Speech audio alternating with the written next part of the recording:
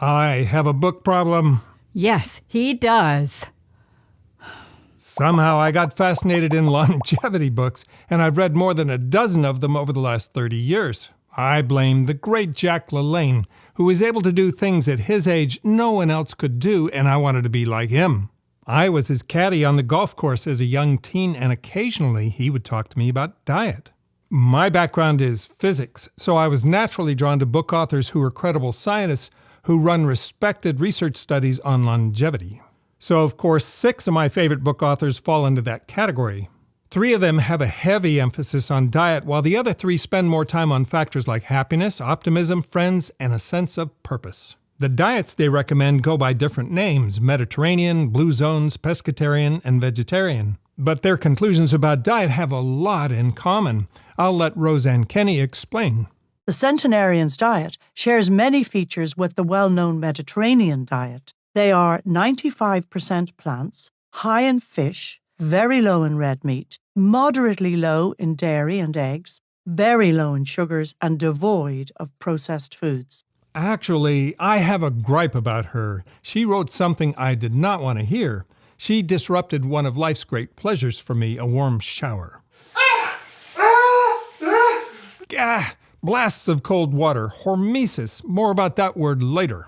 There are more anecdotal books I like that have aged really well. Dr. Denmark was a pediatrician until she was 103 and lived to 114. If you'll eat right, drink right, and love to do what you're doing, there's no reason to die. All right, who's the next angel? Unfortunately, if profit is a motive for publishing a book, especially in America, things tend to go sideways. To amass all the bestsellers Mark Hyman has published across so many topics, it's my judgment that he's traveled the well-worn path of telling people what they want to hear.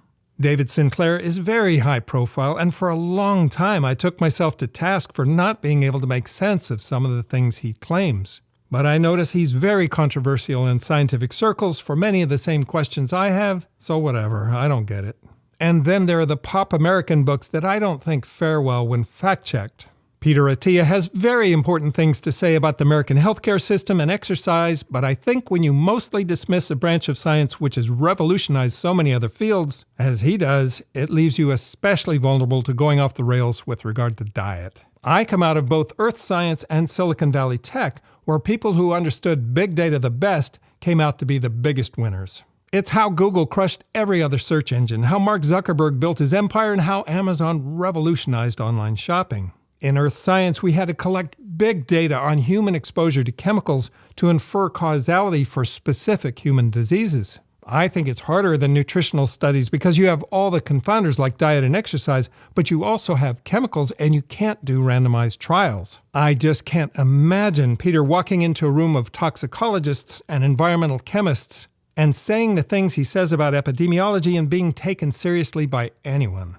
And I think that's why his ideas about diet have long been all over the place and he doesn't want to talk about diet. While the leading longevity researchers have a clear, consistent, simple, and confident message that everyone can understand. These 2 popular books don't seem to pass fact-checking either. I'm just not aware of any scientist who can understand where Dr. Gundry gets his ideas. And all that brings me to How Not to Age. This advanced copy landed on my desk 4 months ago and it broke my brain. I have never seen a longevity book like this, and I still can't believe it's possible. It's focused heavily on diet. It's over 600 pages of small print, and that doesn't include the 13,000 references, which you access online. I have other fat books of nutrition, but they were written by hundreds of scientists in their specialty. By the way, the editor of this volume, Maurice Schills, died at 100. So how do you fact-check a book like How Not to Age? There are some credible whispers online that Dr. Greger wears rose-colored glasses when it comes to plant-exclusive diets. I'll give you an example. Dr. Greger frequently cites Dean Ornish's heart reversal study as proving you can reverse heart disease on at least a vegetarian diet. I agree it's a groundbreaking study, but only 35 people completed the 5-year study, and there were other factors like aerobic exercise and group social support, not just diet. I followed Dean Ornish's plan closely, but I had a stroke last year. The doctors discovered a genetic defect in my heart, plus I had suffered a childhood virus which scarred my heart, raising my risk profile for strokes sharply.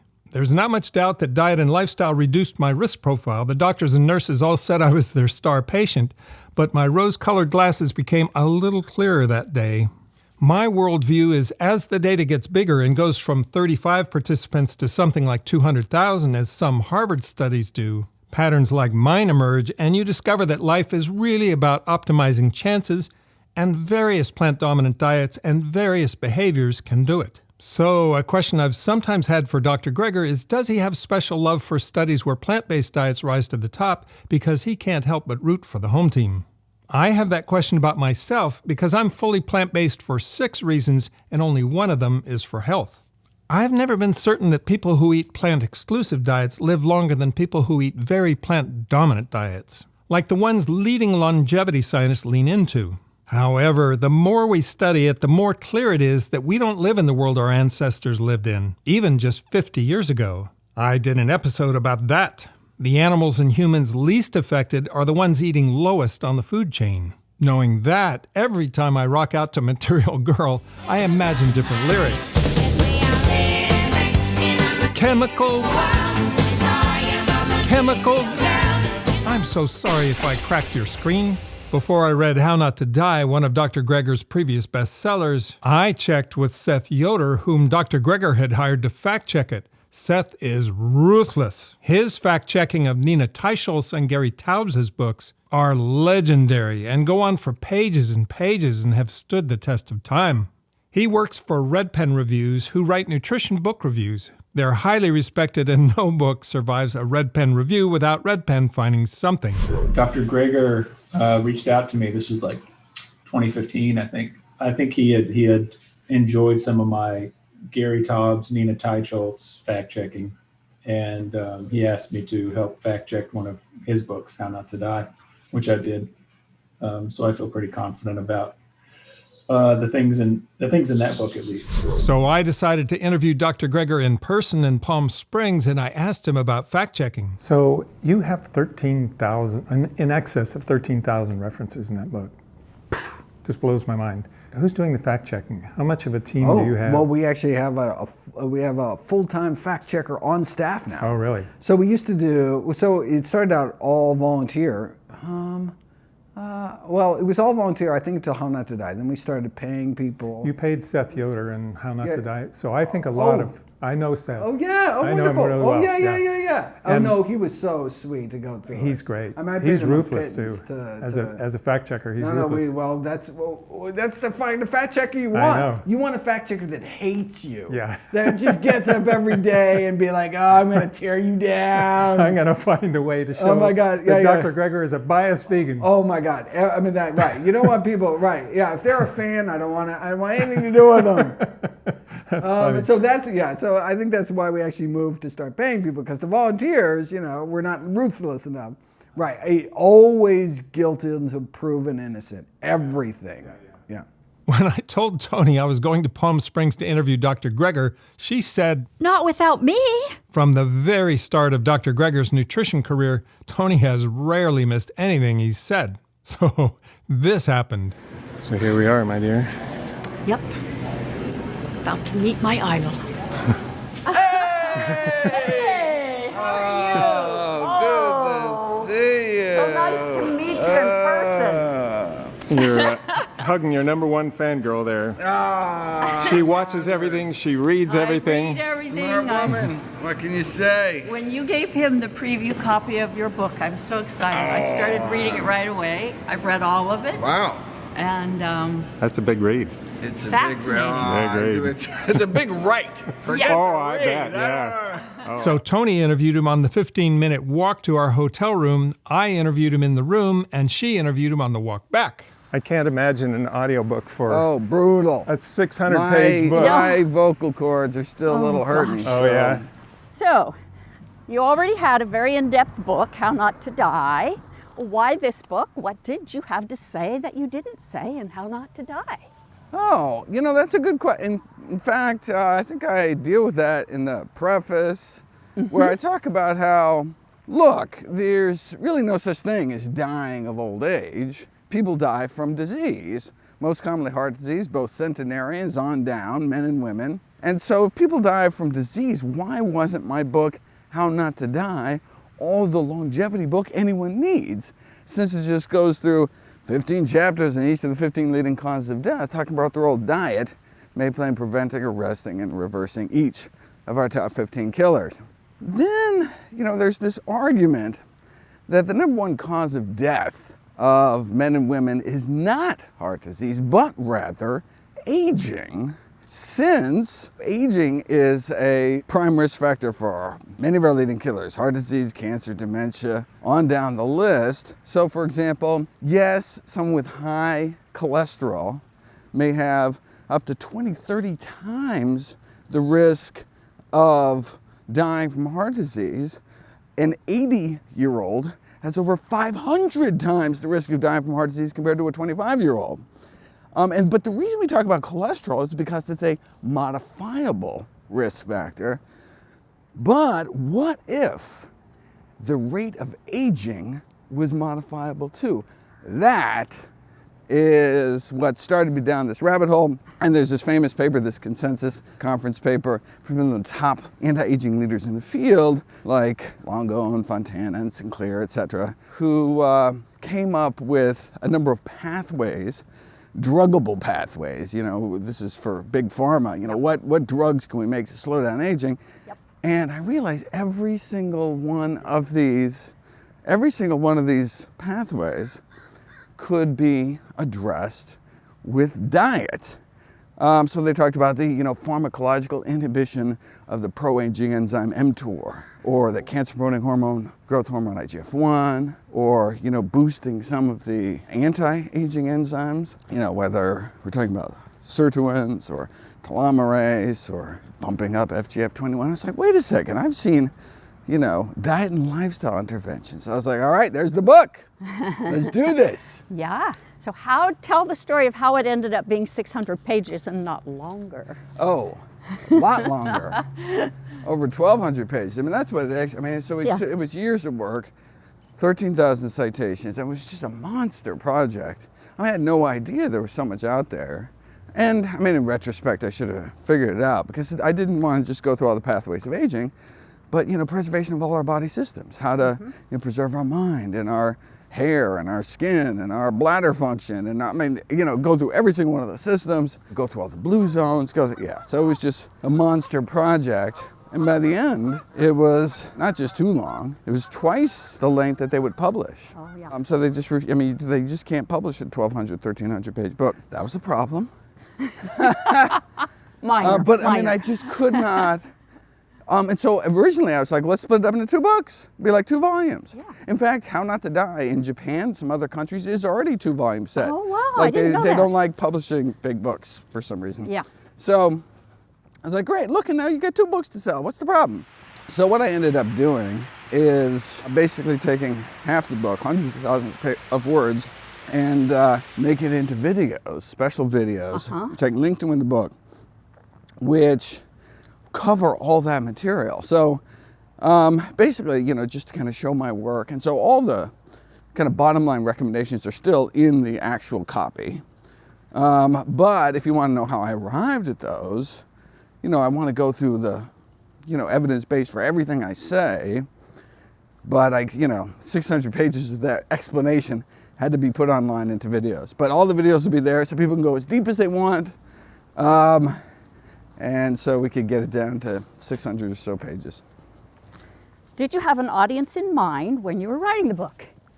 Well, I assumed kind of middle-aged folks who were just starting to, notice. So, men who started, getting some prostate problems or losing their hair, or, women going through menopause. Your body is changing. What can we do to forestall some of those changes, to actually get healthier as we get older? So that's what I saw. I did not imagine giving this in high schools.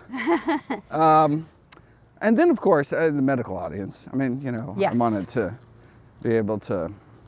Yes, so all the technical terms and everything would mean Right. mean I more really to them. want, it was a tremendous learning experience for me. Some of the key concepts in the book, like microRNAs, were not even discovered when I graduated from medical school. They did not exist in the world. Okay. And so I had never learned anything about them.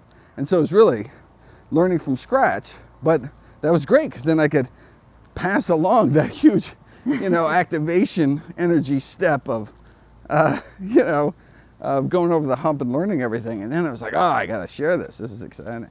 So in the first section of the book, you tackled the main pathways of aging, and you weren't afraid to use technical terms. And was that a good decision, do you feel like? Well, of course. I mean, how could you not use the real terms?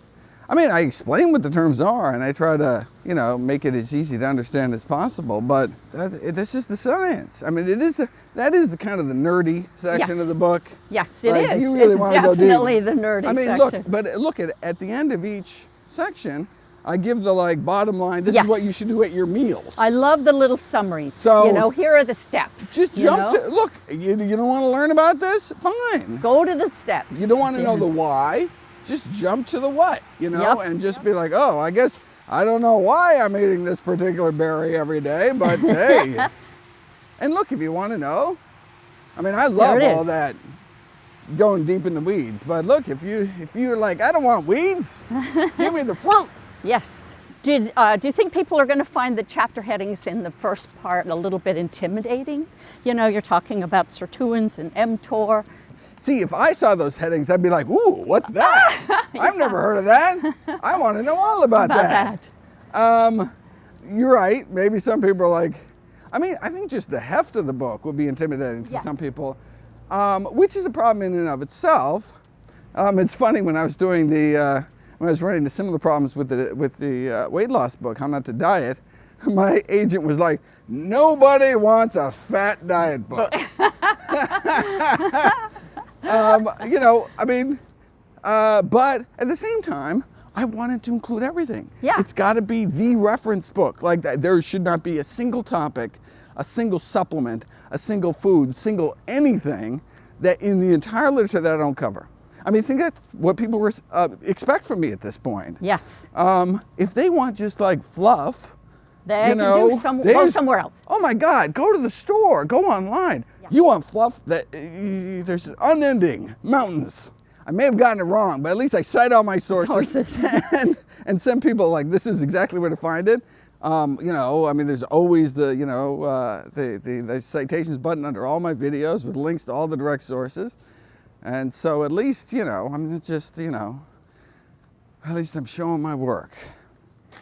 All right. And hopefully it's the kind of book where, it's like How Not to Die. If you just care about diabetes, skip to the diabetes chapter. Yeah. You don't want to learn about Alzheimer's or anything, well, fine. Yeah. Same thing with this. It's like, I don't want to know about that. Just tell me about I heard about the Okinawans, or I heard about the whatever, or, I just care about how my skin looks. I'm just going to go I just care about the preserving your sex life chapter. Yes. I'm just going to go straight there, forget the rest of it. And so it's all sections, subsections. So hopefully you can read it in little bits. You don't have to read it all the way through, And I love your little clever titles. Your sense of humor. It's funny. So many of the titles are puns. It doesn't come through on the audiobook. So I'm saying like buried treasure, and of course it's buried. Buried. But of course it's not buried treasure. They're like, buried treasure, what the hell is this guy talking about? Oh, you're right. But what are you gonna do? Yeah. There's nothing you can do. No, but you're totally right. I never thought of that. Yeah. I did not think. So, when you were, did you ever come across new things when you were writing this book that you didn't know when you wrote How Not to Die? I mean, not just like new foods, new supplements, but entire new areas of medicine. Like in How Not to Diet, chronobiology. I learned about chronobiology, which I had never learned about. The powerful role circadian rhythms play in all sorts of disease processes and how we can kind of manipulate them for like time-restricted eating. And so that was a whole new field to me. That was probably the big thing in How Not to Diet. In How Not to Age, oh my God, there's so much that I didn't know. And in fact, I went in thinking one thing and on so many things did 180. Like totally, I was like, I assumed I was going to recommend this. In fact, I have videos recommending it. And then I'm like, oh my God, I got to go back and switch all the videos. Oh my goodness. Because there's new stuff, So you have 11 aging pathways in part 1. If you had to pick the most important for people to know, if you just said, okay, just read this one.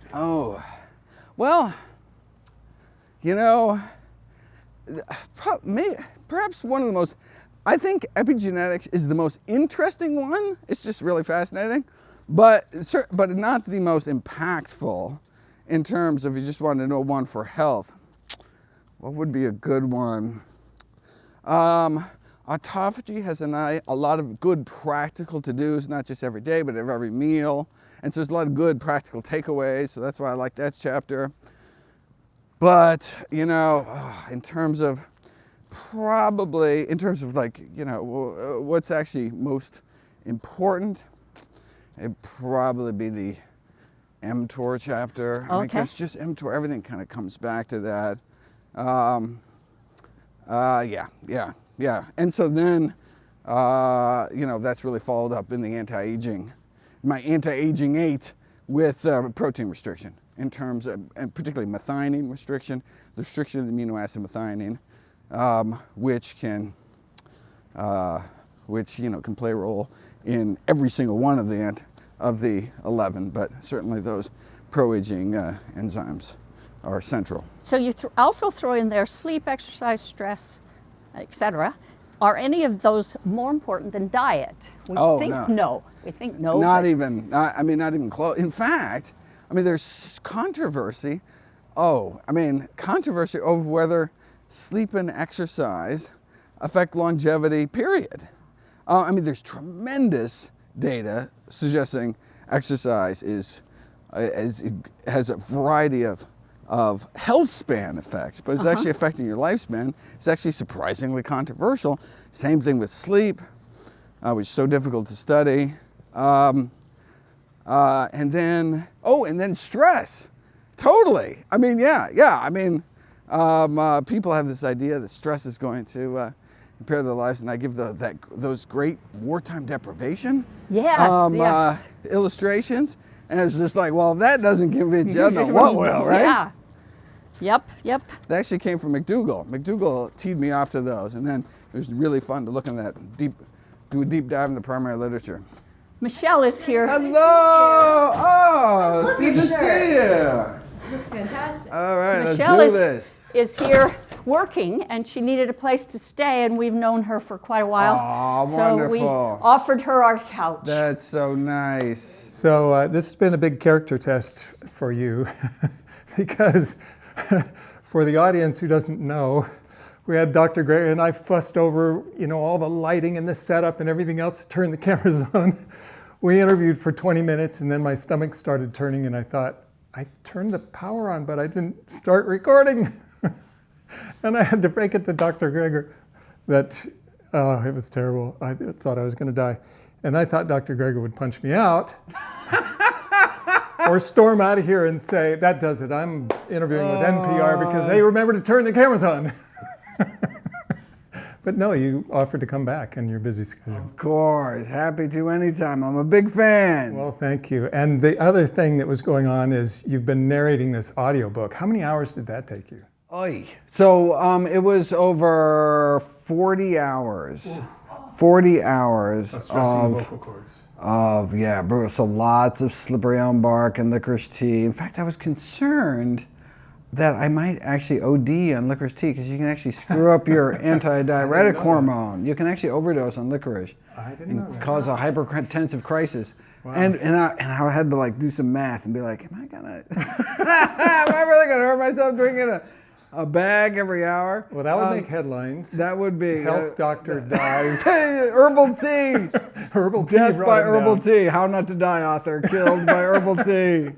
Yeah, that would be but and so I think the final cut will be about 30 hours. It's gonna be a long book, but I'm glad I got the opportunity to do it, and I can't imagine anyone else.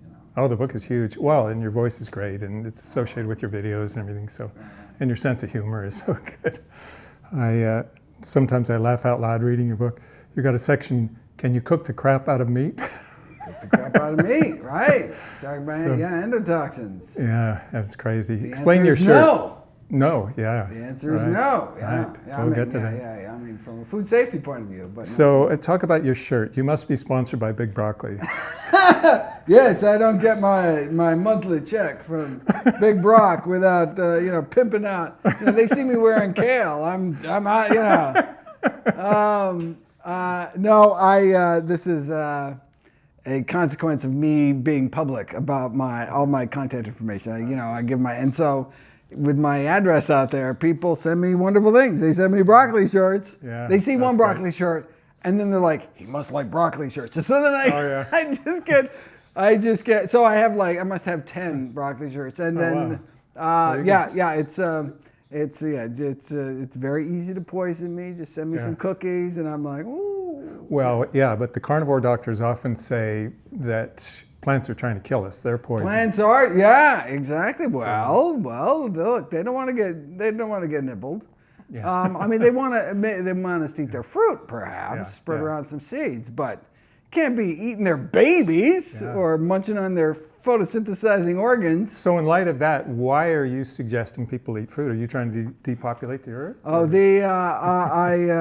I want people to be healthy and long-lived. But how is that possible? Yeah, actually, it's interesting. In the book, I talk about, in the Hormesis chapter, I talk about this concept. What is Hormesis? So Hormesis is this concept, that which doesn't kill us makes us stronger, like small stresses. So, for example, we've learned a long time ago where, you give herbicides to tiny amounts of herbicides to plants that actually grow better. You're like, wait a second, that's a toxic, it should kill plants. But what it does is it, boosts the plant defenses and actually enables them in the long run. Some exercise is the classic example of hormesis. You actually put stress on your body, but then in the recovery, you're actually better than you were off before.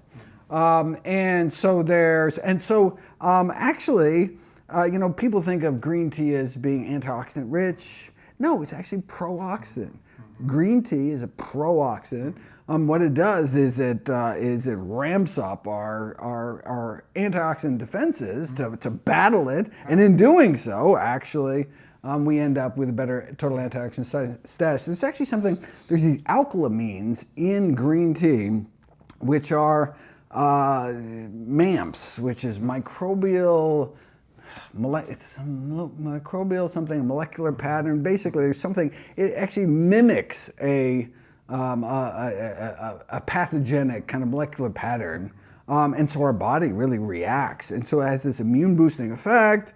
Broccoli, similarly, broccoli puts a stress on the body, and our body, in reacting to stress, ramps up our detoxifying enzymes in our liver and in our airways, and so we have co-evolved with plants for hundreds of thousands of years, and so they come up with a new way to circumvent our defenses, and we've come up with it. It goes back and forth, and so we've been able to basically hijack or commandeer some of their antioxidant defenses. I mean, they are literally out there baking in the sun. Why don't they sunburn? Why isn't their DNA damaged? They're photosynthetic. They are just packed with antioxidants, right? The chlorophyll is just packed because there's this firestorm of photosynthesis baking all day long. Think of a fruit sitting out. It's not in a fridge. It's baking out in the orchard. How does it not rot? Well, it must be filled with all these antibacterial components and all things. And so we can. So basically, the same, we can kind of take advantage of the fact that they are, kind of nature's chemistry set. We can kind of run away when there's, some kind of environmental stressor, but they, we can go in the shade. They are the shade. There's no way. So they make this multiplicity of chemical defenses that we can then take advantage of because we have very similar. There's heat stresses, there's oxidant stresses, many of the same signaling pathways. They make aspirin for a very similar reason that we can take advantage of it. They fight off bacteria. Fungi make antibacterial compounds. Bacteria make antifungal compounds. And so we can take advantage of it. So that's what the xeno is, from xeno or alien or other. So it's like we are using their compounds, let them get all stressed out, and then we can take advantage of those kind of anti-stress compounds, which act very similarly in our body. Fascinating. So Seth is one of the reviewers for Stefan Guillenet's Red Pen Reviews, the book reviews. Yeah, yeah. Woo! He's ruthless for those guys. That's great. Every now and then I get him on and I interview him about Gary Taubes or Nina Teicholz or something like that. And he's just so accurate, and he just doesn't let anything get away. And what a concept. Yeah, so when I asked him about how not to, you have a little bit of a reputation, of course, from the low-carb community that wants to discredit you, of, well, he's vegan, so you have to be very careful about how he talks about the Mediterranean diet or whatever. And, you know, he's a non-smoker, so, you know, when he talks about tobacco, let's not, you know. Yeah, so can we talk about that for a minute? Because that logic seems to work either way you spin it for them. If you weren't, if you were preaching how powerful plants are, and you weren't eating a lot of them. Well, obviously, hypocrite. Yeah. So you have your choice. You can't win. You have your choice of either being biased or a hypocrite. And do you discount everything that a meat-eating nutritionist says? Yeah, I mean, you know. Oh, so by her logic, you shouldn't listen to a word she says because she eats meat. I mean, it's just like, doesn't make any sense. What does the science say? That's all that matters. Now, of course, if you know of some kind of potential bias, you got to look things with a grain of salt. You know, something's funded by the Cattlemen's Association. You're like, all right. I mean, but that doesn't automatically mean it's not a good study, or is that? But it does make you okay. How did we set up the comparators? You're more cautious. Yeah. I'm surprised that 13,000 studies passed your test for being solid enough studies. Well, I mean, I may have cited them because I'm making fun of how terrible they are. I see. I mean, Now, this is just the amount of citations in the book. I tear a bunch of studies. There's some terrible studies out there. In fact, the more you know about the literature, it's like that Winston Churchill quote about democracy: worst form of government, except for all the others. Right? And same thing with the peer-reviewed medical literature. So much garbage, but at least, okay, there's a little minimum bar to entry, so it's not just complete Wild West craziness.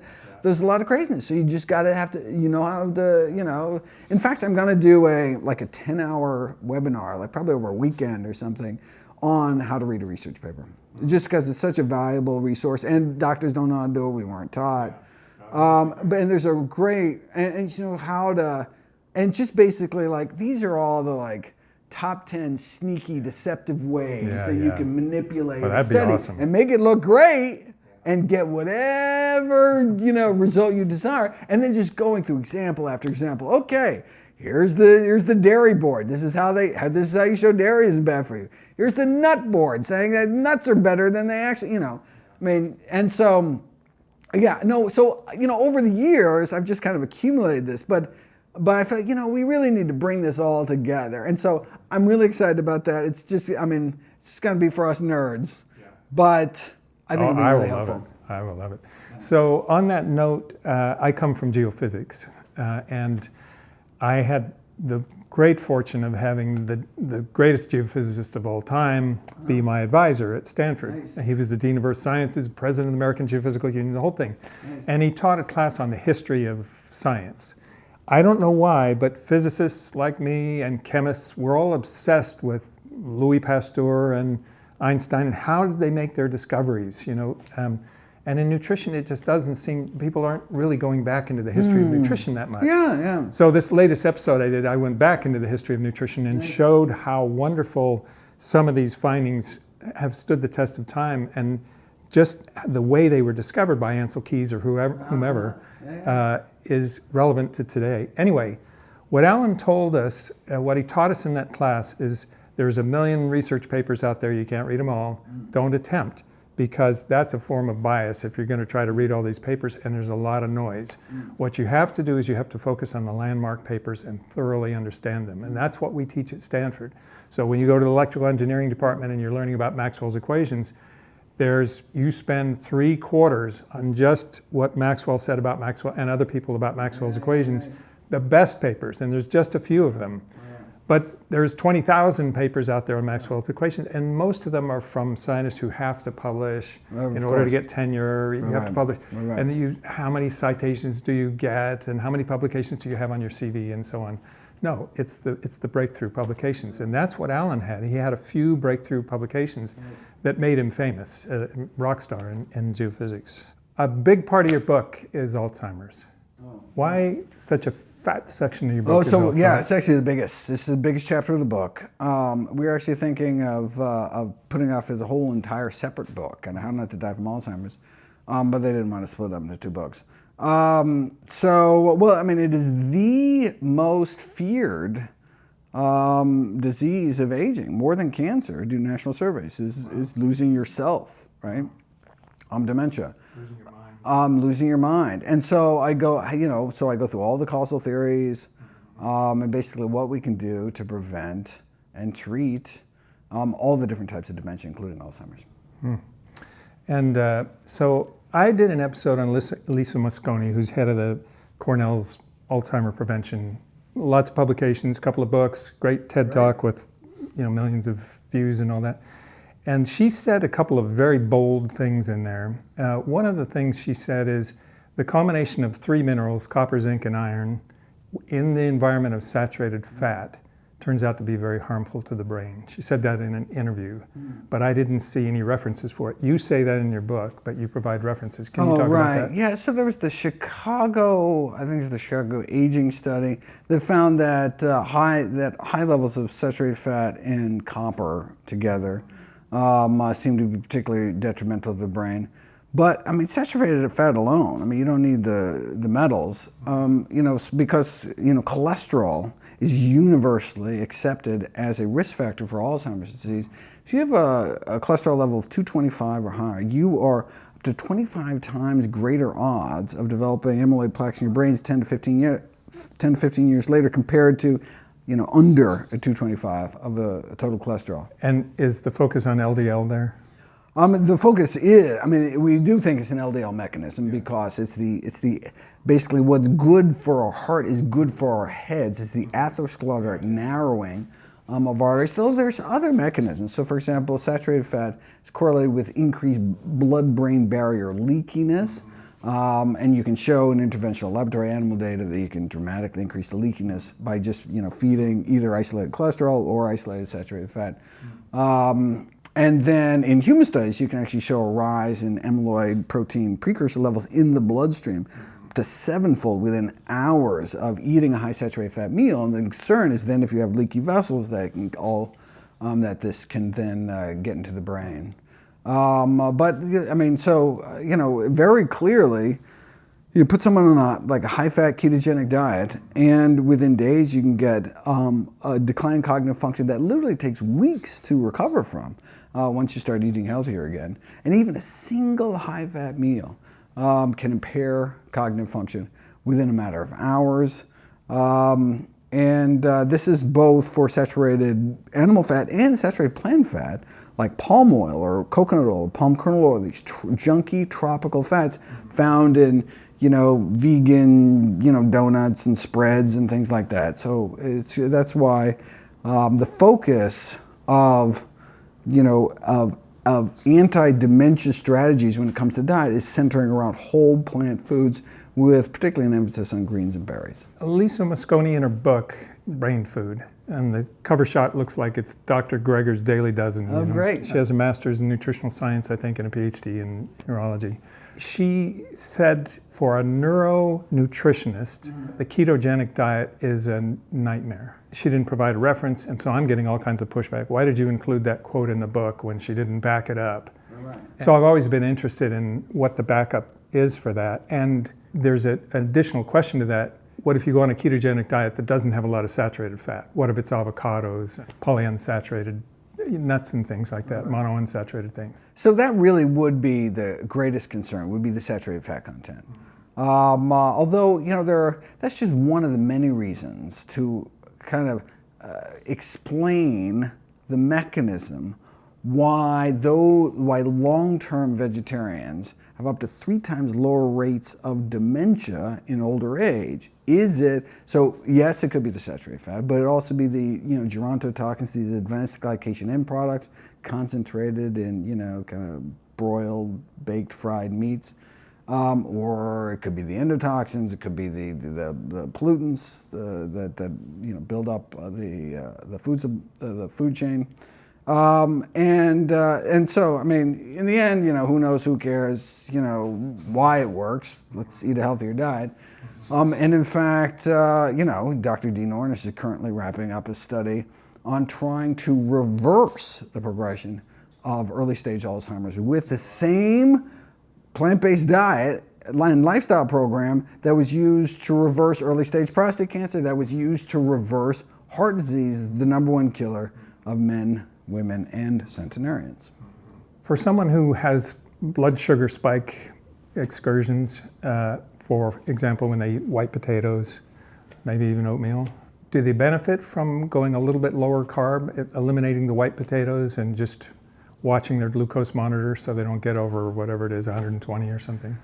I mean, the most important indicator of long-term blood sugar control is actually your insulin sensitivity, not the amount of carbs. So, I mean, you could eat hundreds of grams of carbs if you have the insulin sensitivity to deal with it as it should normally, right? And so by eating high saturated fat diets, you'll decrease your sensitivity. In fact, literally within hours, you can infuse fat into people's bloodstream. You can show the increase in insulin resistance, the cause of prediabetes, the cause of type 2 diabetes. Put people on a low carb ketogenic diet within days, you can double the blood sugar spike to the same amount of glucose that you would in someone who hasn't been on those high fat diets.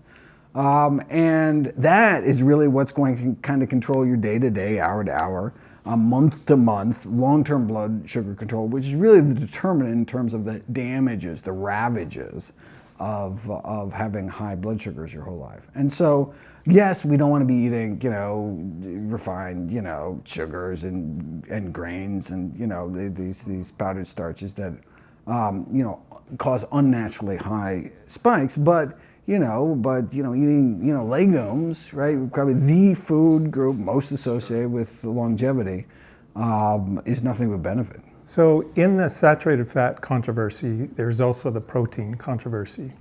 People like Dr. Campbell would say, well, animal protein, it's no bueno. And there are studies that I've read from way back in the 50s that say, is it the saturated fat or is it the animal protein that causes heart disease? This is sort of pre the 7-country study, Yerashami and Hillebo.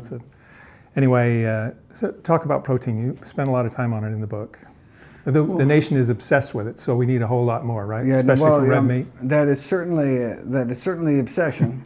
But no, an anti-aging diet.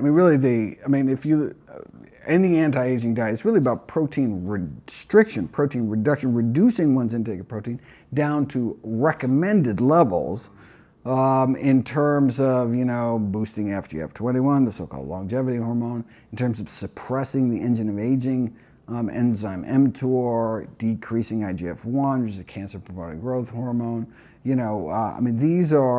This comes about from reducing one's protein, particularly the amino acid methionine, found predominantly in animal protein. So you can just, even if you keep your protein the same, switch over from animal to plant protein sources, you should be able to reduce methionine, which is 40% just through that. So just as much of the benefits of caloric restriction is actually due to the restricting of the protein, much of the benefits of protein restriction is actually due to restricting just a few amino acids, particularly methionine. So when you put scoops of protein powder in your green smoothie, you're shaking your head, like not a good idea. Are they just empty calories, or are No, they're worse than empty calories. They're worse than empty calories. We actually want to reduce our protein down to recommended levels, which is 0.8 grams per healthy kilogram body weight under age 65, maybe bumping that up to 1.0. But again, you're not bumping up protein, you're just reducing down. Instead of 0.8, you're reducing down to 1.0 grams per kilogram body weight for longevity, for metabolic health, for reducing oxidation, inflammation, kind of across the board. Even people eating strictly plant-based diets get about 30% more protein than they need. But don't they suffer sarcopenia in age, losing muscle mass? So that's a very common myth. But there is no benefit in people, in older individuals, men and women, to adding protein supplements for muscle strength, muscle mass, or muscle performance, period. And this is whether you're sarcopenic or not, whether you have accelerated age-related muscle loss or not, whether you're frail or not, whether you're pre-frail or not, no benefit to adding these protein supplements onto adequate protein. And so, I mean, this is just a myth. It's interesting. I interviewed Hamilton Rochelle, who's from Brazil, and he's a protein researcher, basically. A good guy, smart scientist. He does a lot of randomized controlled trials, and they seem to be well conducted.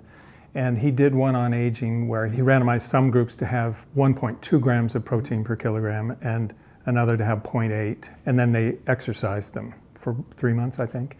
And there was no difference in cross-sectional area of the muscles, strength, none of it at all. And I asked him, and he said, well, 0.4 extra grams of protein per kilogram just didn't make a difference in older people.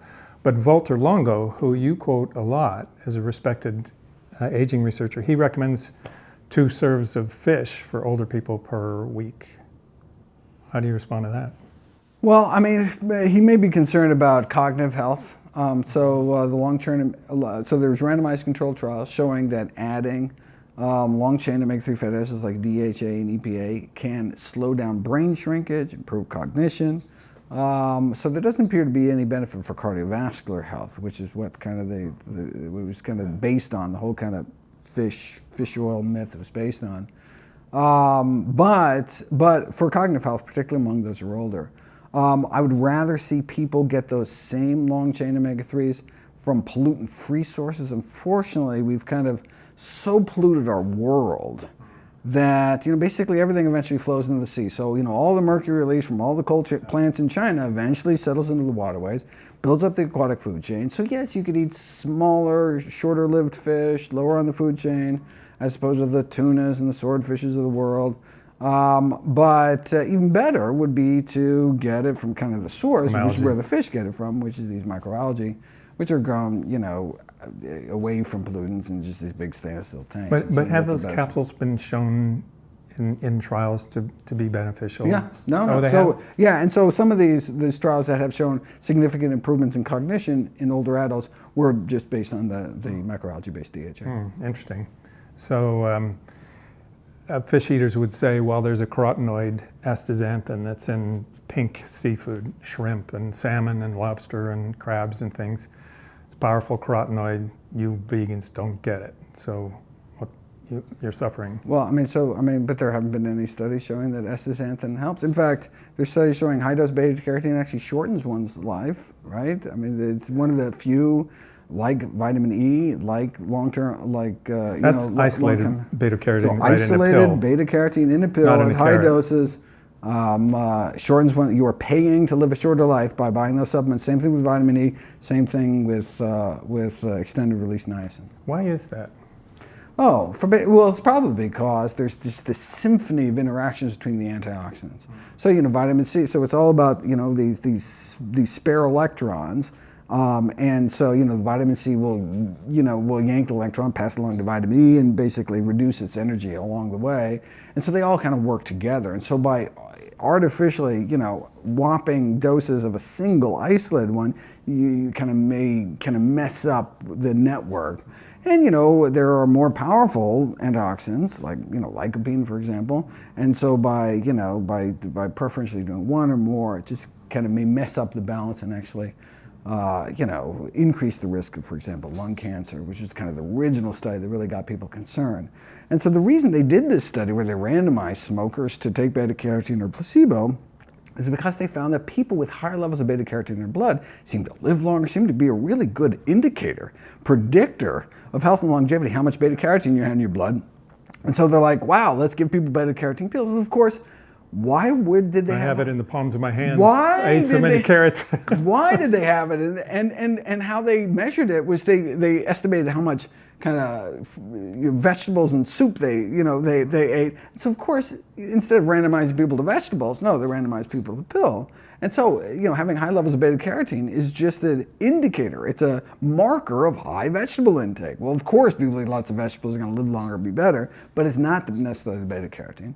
And which one of the thousands of phytonutrients is it, or is it the synergy of all of them? Does it have nothing to do with that? It's actually the microRNAs or the so much But you can do these long-term observational studies correlating healthy food intake with better outcomes, and you can do short-term interventional studies with surrogate markers proving the case.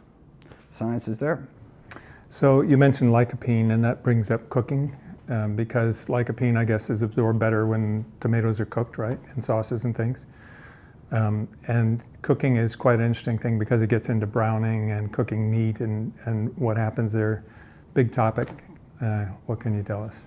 Oh yeah, so there's some nutrients that are relatively destroyed by cooking. So some heat-sensitive nutrients like folate, vitamin C, you can knock off 10-15% of the vitamin C in by steaming broccoli, for example. But if you like steamed broccoli better than raw broccoli, then fine. If you wiped out 50% of your vitamin C, then you eat 6 florets of steamed broccoli instead of 5 florets of raw broccoli. You get the same vitamin C. So basically, we should eat our vegetables in whichever way will get us to eat the most of them. That's really the bottom line. But there are some that become more bioavailable. So, processed tomato pulps 3-4 times the amount of lycopene in your blood after eating something like tomato sauce or tomato paste versus raw tomatoes. And there's also the carotenoids are fat soluble, so you need to have a source of fat. If you just eat a salad with fat-free dressing, you're not going to end up with those wonderful carotenoids in your system as if you didn't eat that salad at all. But if you have some avocado or some nuts or some pumpkin seeds or something on there, then all of a sudden it makes it to your system. Same thing with salsa and avocado. You're not going to get that lycopene in your system unless you eat it with fat. But you didn't mention pouring olive oil on your salad. You mentioned other things like nuts. Yeah, so I encourage people to get what I call green light sources of fat, which are from whole plant foods. It's really the best way to get all our macronutrients. So we don't want protein from protein powders. We don't want our carbohydrates from table sugar. We don't want our fat from oil. Right? We've basically stripped away the nutrition. We're just left with kind of the and so why lose all that nutrition, right? Well, put walnut oil on when you can eat the walnuts and actually get the fiber and the plant protein, all the wonderful stuff in it. So it's just you're just robbing yourself of all that nutrition. So I took a liking to nooch. And maybe Jon Stewart popularized it with his little short. He did some skit about nooch and pouring more on. Anyway, it's very funny. I'll send it to you. Okay.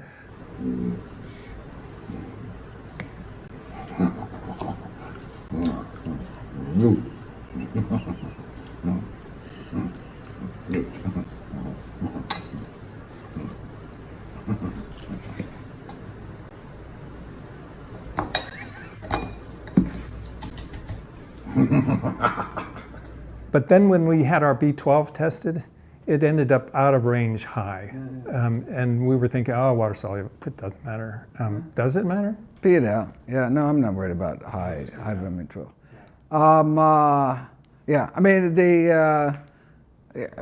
Our doctor said don't take B12 supplements anymore because you're getting enough B12 from fortified foods or whatever. You may be. Depending on what kind of nutrition. So not all nutritional yeast is supplemented with vitamin B12. It's not naturally found in it. You actually have to add B12 to the growth media for the yeast to take it up. And so I have a video talking about the how much of a twice a day dose you'd have to take of each brand of nutritional yeast to get to kind of avoid taking B12 supplements. And with the caveat that those with Crohn's disease and hidradenitis suppurativa should probably stay away.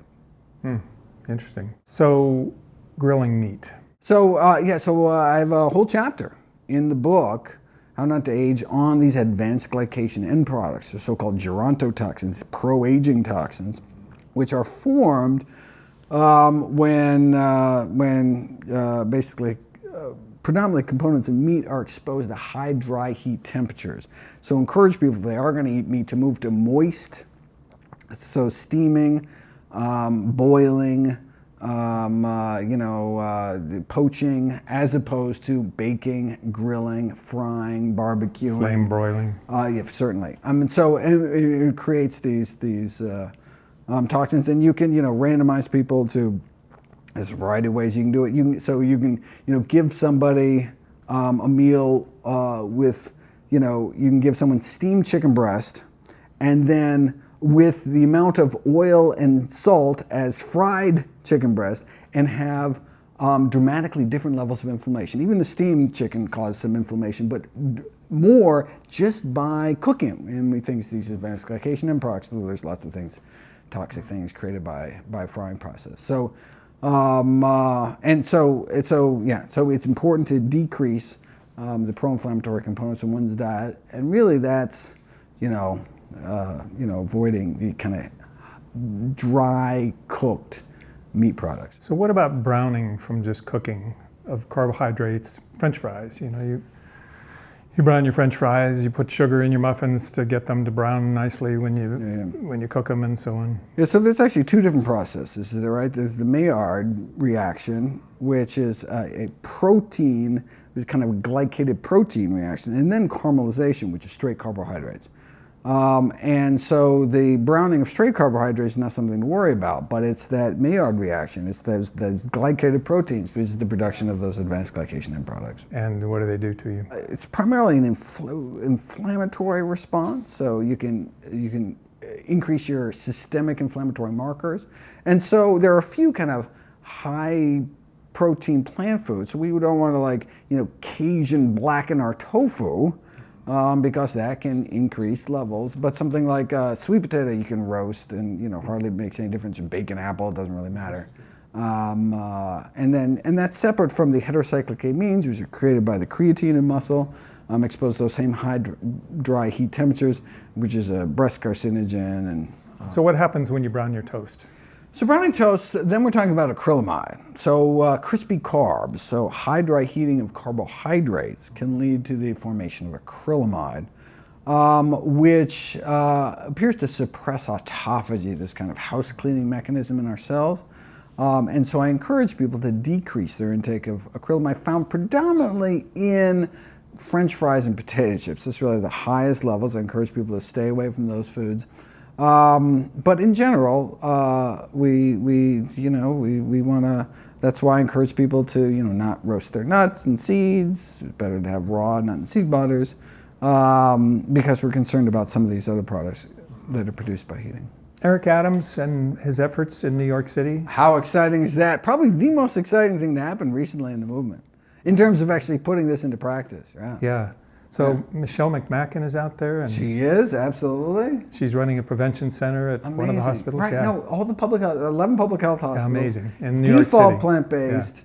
Right, largest public hospital system in the country. If they can do it, anyone can do it. Yeah. In fact, there's just a paper coming out. There's just an article about it. 90% of the patients are sticking with the plant-based option, the default. Right, and healthy food in a hospital, what a concept, right? Just as hospitals were actually the first workplaces to get rid of smoking and to get rid of smoking, tobacco vending machines, etc., and led the way in many ways, they can do the same thing here. So I'm excited to see that kind of replicated around the world. Yeah, turned out to be a good question. I wasn't going to ask him. That was one of my questions. I thought several. He's actually looking at my questions now. Yeah. No, that's great. No. In fact, I'm actually going to launch How Not to Age at Gracie Mansion. Oh, really? At the governor's residence. At the mayor's residence in New York City, December 6th. I guess his situation was pretty bad. Oh, yeah. Very advanced type 2 diabetes and losing his vision and everything. Yeah. 30 pounds over where he is now. Yeah. No. Now he looks like $1 million. He's doing great. Wow. He was losing feeling in his feet too. Oh, it's terrible.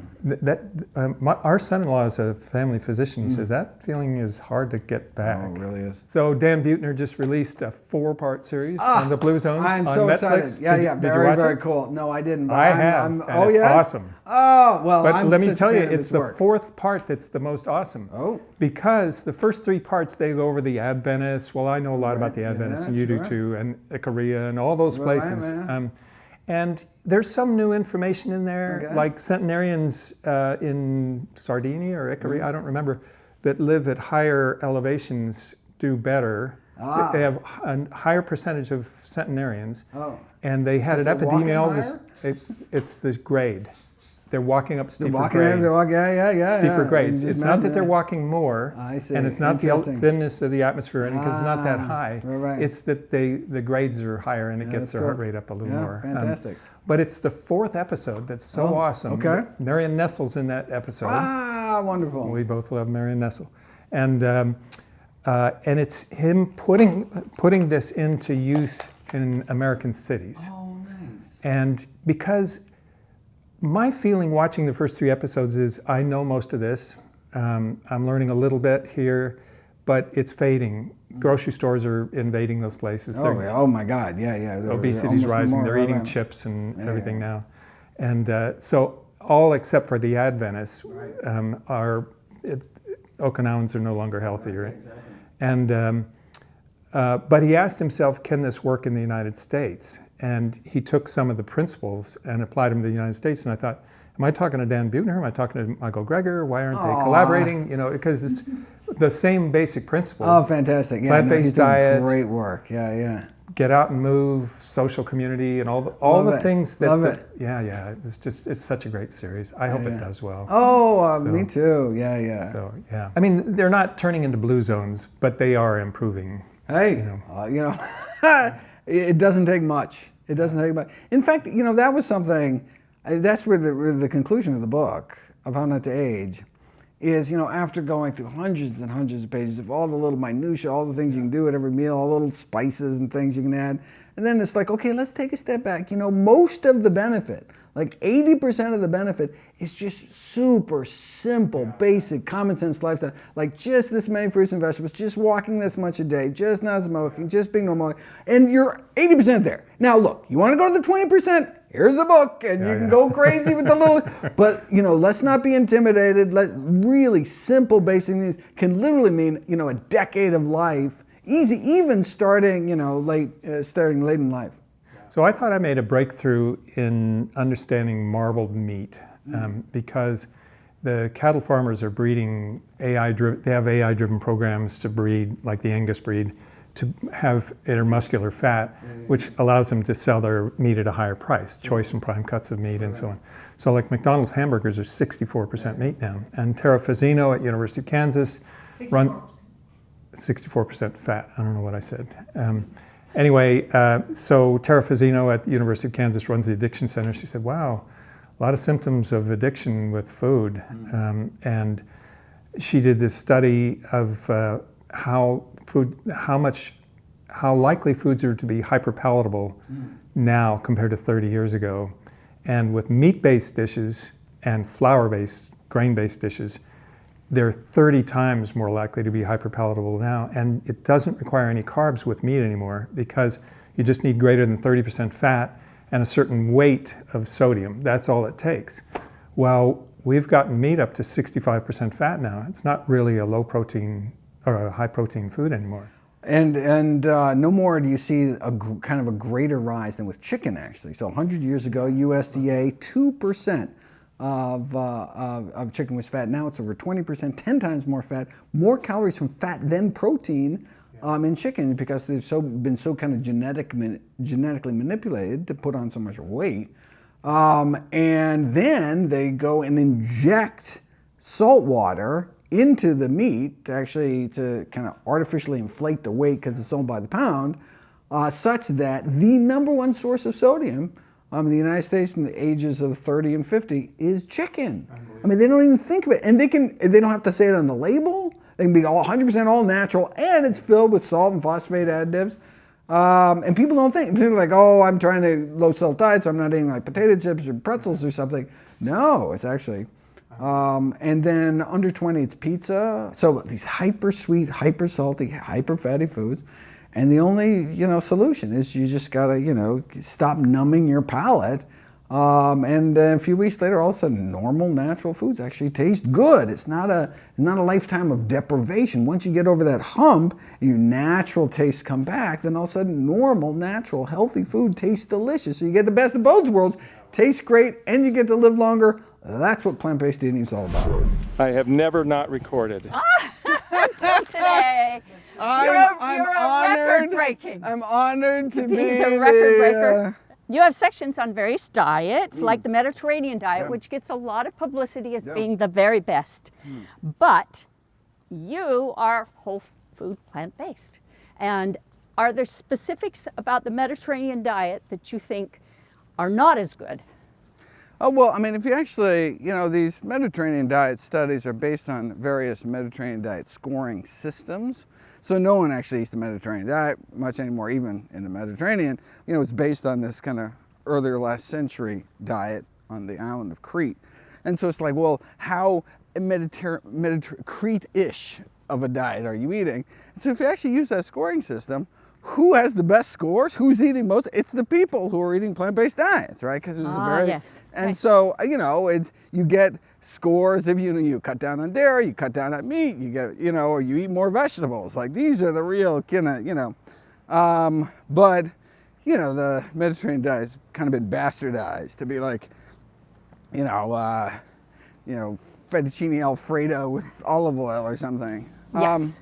And so, but the original diet was very healthy. In fact, one of the blue zones, two of the blue zones are in the Mediterranean. Yep. And so there's a lot we can learn from it, but some things like alcohol consumption turn out to be not beneficial, but that's what we have science for, to be able to tease out the components. So that brings up the question of fish, because I was under the impression before I really started reading seriously your book that a little fish was fine and maybe helpful, especially because it seems to be part of what was called the Mediterranean diet. Uh-huh. Well, in the field of nutrition, things aren't as much good or bad as they are better or worse. So for example, if you ask a question, are eggs good for you? Yeah. You really have to follow up, well, wait a second, compared to what? Right? Because food is a zero-sum game. Anytime we put something in our mouth, it's a lost opportunity to put something even healthier in our mouth, right? Mm-hmm. And so are eggs healthy? Well, compared to a breakfast sausage, processed meat, yeah. Compared to oatmeal, not even close, right? Yeah. So like, what do you want to have for breakfast, right? And so, are bananas healthy? Not compared to blueberries. So if you have a choice of what you're going to put on that oatmeal, right? And so the same thing with fish. Okay. And so, is fish healthy? Oh, well, compared, is a tuna fish salad better than a bologna sandwich? Yes, right? But is it better than hummus or chickpeas? No, not even close, right? Doesn't have any fiber and has all these toxic pollutants that build up the aquatic food chain, blah, blah, blah. And so, we can always, shift our diet healthier and healthier by, more and more centering our diets around the healthiest of healthy foods and, decreasing our intake of the less healthy options. So what are your suggestions then for omega-3s? Oh, so omega-3s. So I encourage people, part of my Dr. Greger's Daily Dozen in How Not to Die, to get a tablespoon of ground flax seeds a day. So that'll give you a nice concentrated source of ALA, alpha-linolenic acid, the kind of short chain omega-3. And our body is able to take those plant-based omega-3s found in flax seeds and walnuts and chia seeds and elongate them into the so-called fish fats, the EPA and DHA. But whether or not it does it enough for optimal health, particularly in terms of cognition, not so much cardiovascular disease, is an open question. So in the book, I encourage people to consider taking about 250 milligrams of algae-derived or pollutant-free DHA, and we can really only do that with getting it from algae. And that's part of the brain health. The most comprehensive systematic review and meta-analysis of either fish or fish oil supplements found little to no effect on cardiovascular mortality. If anything, only the short chain, the plant-based omega-3s had anything to do with cardiac protection. So I think I remember somewhere in the book that increasing the amount of flax, the ground flaxseed, would be helpful. That more than a tablespoon would be helpful. Well, it depends. It depends on, we need to be able to basically a series of enzymes that elongate, and they can get kind of hijacked by junky omega-6 rich oils, like cottonseed oil, corn oil, safflower oil, sunflower oil, have high levels of omega-6 and can actually kind of interfere with your body's ability to maximize the health benefit from flax seeds. And so if you're eating a lot of junk, you could make an argument, well, yeah, you'd want to get more flax, but why not just eat less junk? Yes, yes, okay. So yeah, no, a tablespoon. So that'll get you about. So a tablespoon's probably just fine. That'll get you about 2 grams of the omega-3s.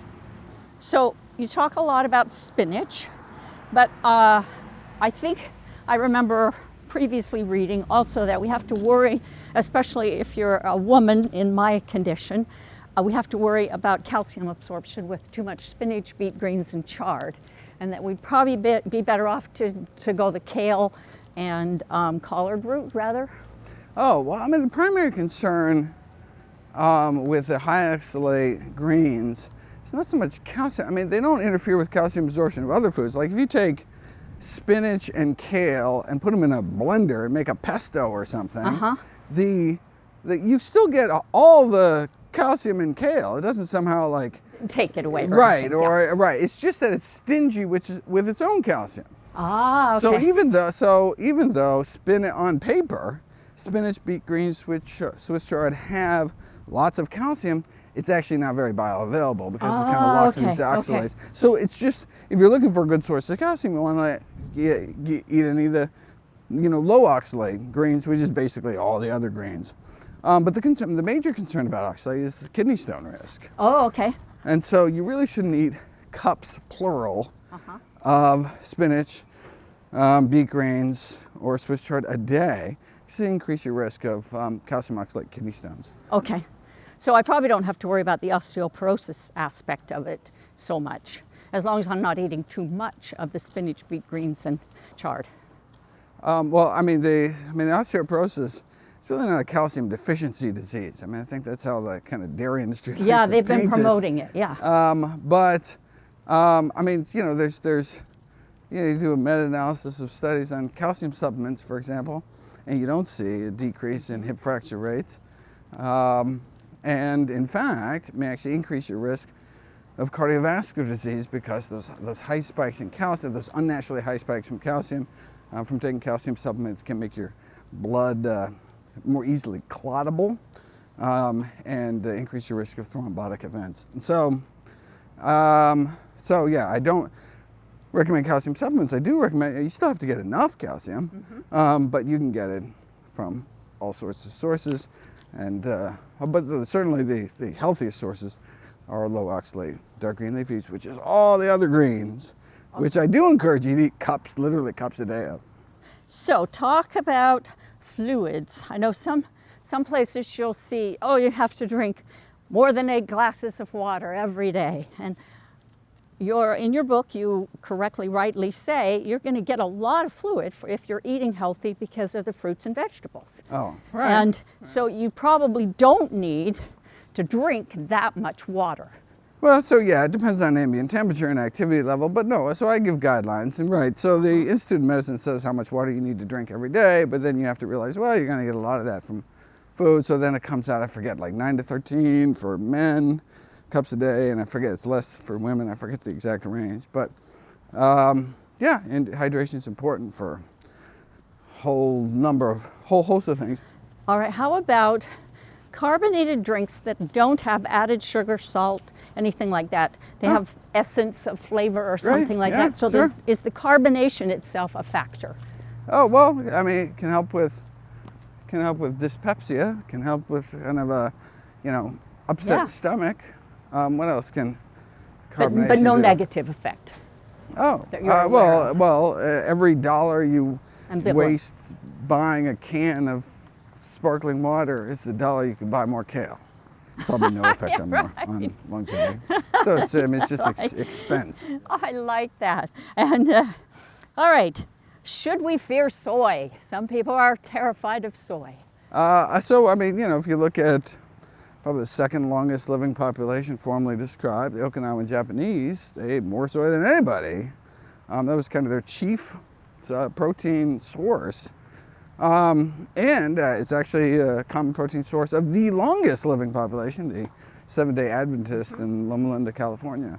And so the two longest living populations, so that should just give you like, well, wait a second, maybe this stuff isn't so bad after all. Yes. And then you can actually do interventional studies to prove cause and effect. You can lower LDL cholesterol, have beneficial effects from soy food consumption. It can help women cut down on menopausal, so-called vasomotor symptoms like hot flashes and night sweats, etc. So that's probably why you say that soy is the healthiest plant-based milk. Oh, certainly for milk, yeah. Oh, yeah. I mean, nothing really comes close. It's the least processed. I mean, so yeah, unsweetened soy. I mean, you don't have to drink any kind of milk. I mean, all milk is processed. Better to eat soybeans than to eat soy milk. But if you're going to drink a milk, that'd be the best. So we do a lot of smoothies. Is there anything raw that we should not be putting in our smoothies?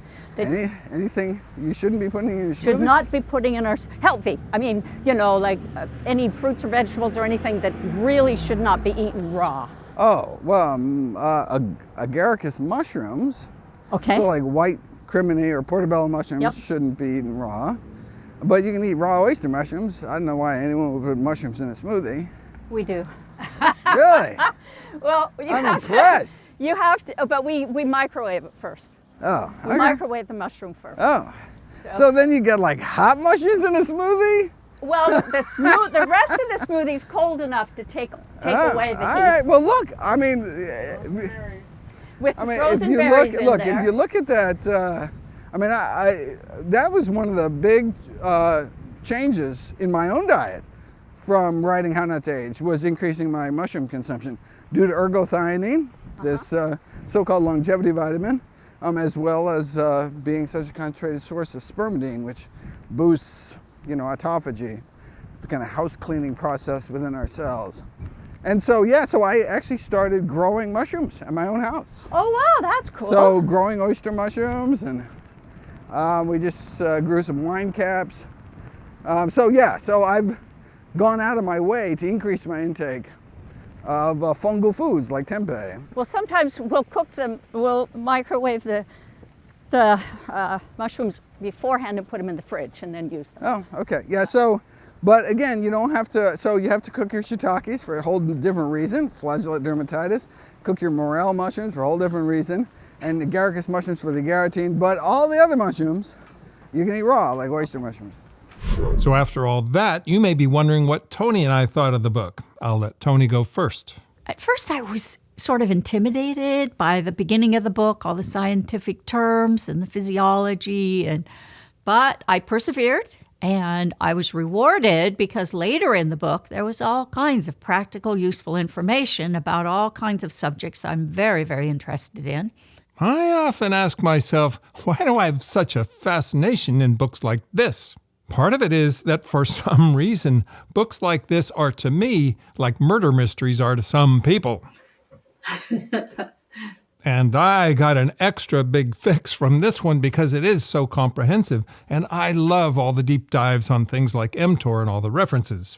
I wasn't surprised to see Dr. Greger's conclusion on ketogenic diets and longevity, but I was surprised to see his strong stance on protein restriction and protein powders. I'll explain. Anyone who knows my channel knows I've been obsessed with understanding the health claims of low-carb diets. I've reviewed popular books from Drs. Bickman and Noakes, reviewed scientific lectures, and even hosted some bright low-carb scientists. And despite my obsession, I've never been able to find data to support the idea that low-carb diets are good for longevity. On the contrary. And far as I can tell, all the leading lights in longevity research seem aligned to that view. For example, in Nir Barzilai's book, he summarizes this study in The Lancet. The lowest risk of death was for people whose diets were 50 to 55% carbohydrates. For people whose diets were 80% carbohydrates, the risk increased by up to 10%. And for the people for whom carbs made up 20% of their diet, the risk increased by up to 60%. Of course, he mentions uncertainty in that study, but far as I can tell, no one has been able to show data to prove it wrong. Protein is a different matter because longevity experts are not completely aligned on that. I haven't been sure about the answer, so I was fascinated in the section on protein restriction. I'm still working through the references, and I'm not completely sure where I stand, other than for sure very little of it should come from red meat, which I think every longevity researcher agrees to. If you really push me to give an answer on protein right now, I think I would give Stanford nutrition professor Christopher Gardner's answer. Stop obsessing about protein. Oh my God, so it's not even the plant versus the animal. Your kids don't need more protein. Anyway, as you can probably tell, I love the book. Now for some cuteness overload. These are rescues. You have 5 dogs. 5 dogs. 5 dogs. We just got a 5th. Wow, you're gonna have to give me a photo so I can include Oh, we got some. Oh, I got a good photo.